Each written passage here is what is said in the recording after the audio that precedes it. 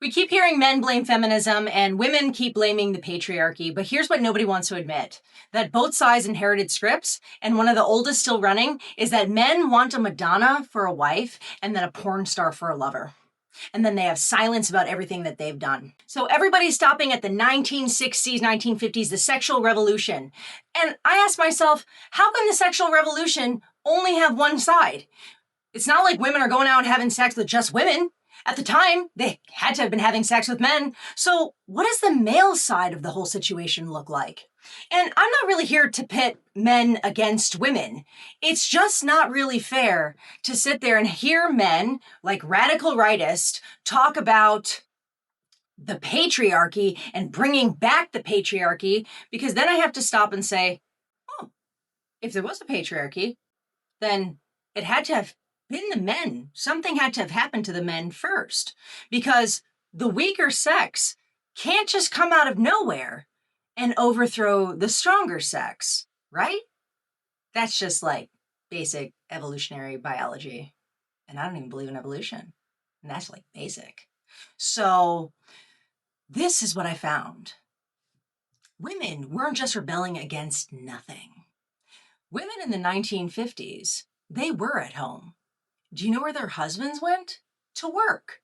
And so men go, yeah, that's because we're the breadwinners. We're supposed to be bringing home the bread. And our women are supposed to be there massaging our feet and meeting all of our sexual needs when we get home. Okay. This was the issue. Men weren't just going home. Men were going out to bars, jazz clubs. They were going to strip clubs. They were hanging out with the boys. They were getting drunk. And hours after work passed by before that man would ever go home. And when they did go home, they barely spoke to their wives, they were emotionally detached, and they just didn't seem to care. So, to be fair, were men always like that? No. The 1960s, the 1950s era is very interesting. I watched the show Mad Men years ago. And if you want to know what men were like, there you go. Just watch the show. And you will see exactly what men thought of women at that time period. They suffered hard from the Madonna whore complex. They wanted this shiny life that they portrayed to the world. They had this wife, right? The Don and Betty Draper, the perfect looking couple. And Don Draper's out there sleeping with the whole world. Sleeping with women in the office, sleeping with women in ad agency, sleeping with women everywhere. That was it. That's what was going on. So it wasn't women. It was men who created this double standard long before women did anything. And so then women simply rebelled against what men started first. And so you go into this 1950s, 1960s era, and yes, men were sold some scripts. They were lied to. This is where you see Hugh Hefner come out with Playboy, and literally, what is he doing? He's trying to show men that, okay, the real man doesn't just go home. He has stuff to do outside of the home. He loves the arts, the jazz club, culture. It went from a man having responsibility, being a father and a husband, being a man of character, of integrity, to a man who had a certain kind of lifestyle. Now, look at Mad Men in the 1960s, the ad agencies, because they're very much responsible for what goes on next. Because now they pump out these ads for consumerism. And so they pump out an image to women and they pump out an image to men. And so you get the Marlboro man, right, who's smoking. He has this rugged kind of look to him. You have the Rat Pack. You have like Frank Sinatra coming out and all of his boys. They have a look. They're always out with women. You have this image out in the world of what it is to be a successful man. And this man is not a homemaker. This is no longer the guy who's at home and he has a good family and he cares about his wife and his kids. That's not there. And tack onto it, Hollywood, of course. Hollywood, every time that there was a man there, they had, the soiree, the sarah of all these women. And this was being pumped out into the culture. And this is now heavily in the minds of men. And this is, we see this with rappers. We see this, I got the money, car, and girls.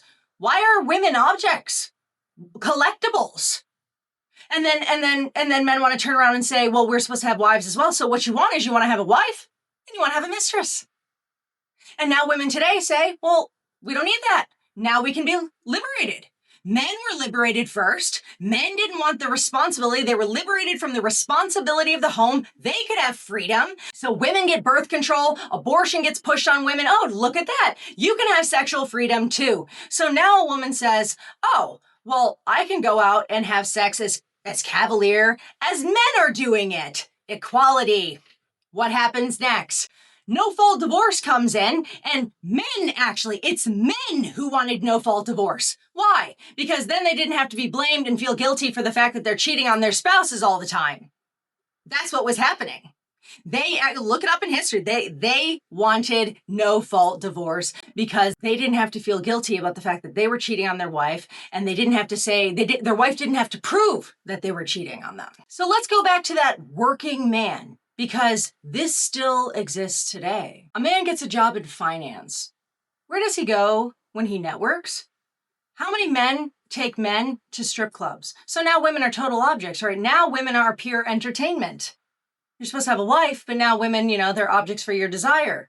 Men go to bars right after. So drinking was a huge part of men's identities. Workaholism, they were sold the script that work was more important than their family. Work was more important than actual, legitimate, deep relationships. The deepest relationships any man would ever have would be with his wife and his kids. But now it's like, no. That's not masculine. That's not manly. It's manly to be a playboy. It's manly to be a bachelor and to have a bachelor pad and to live in the city and sleep around with all kinds of women that you don't know and you won't know their name tomorrow, much less today. It was pushed into Hollywood. It was pushed into books. It was in magazines that a man shouldn't be tied down.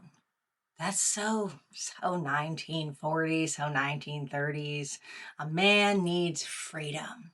That domestic life, that's not for the man. What he needs is to be out in the world, making money, hustle culture, hookup culture, both of those. That's what will prove a man is a man. How many women have you been sleeping with over the past few weeks? That's what became the male identity. That is what husbands took back home with them to their wives, who were at home at the time.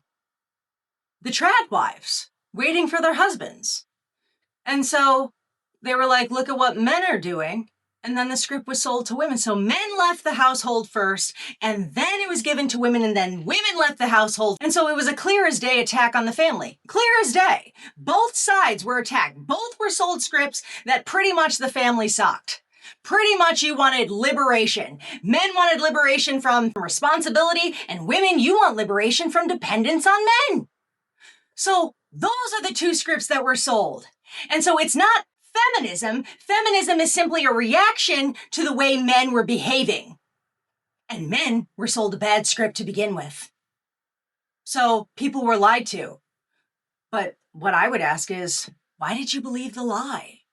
Why did you take the bait? Well, it wasn't us. That was years ago. Why did you continue with it? Why didn't you say, man, something out here just doesn't seem right? Is this what life's all about? Just going around screwing people? What are we, like animals? We got nothing else going for ourselves? But that was never questioned.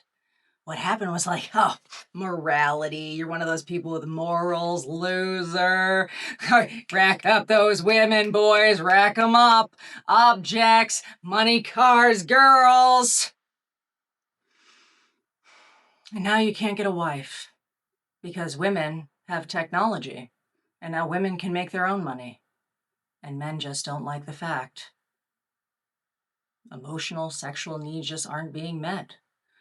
Both sides, both men and women would have to step up. Both sides would have to clean up our acts. Join me on the floor and let's see what you can do.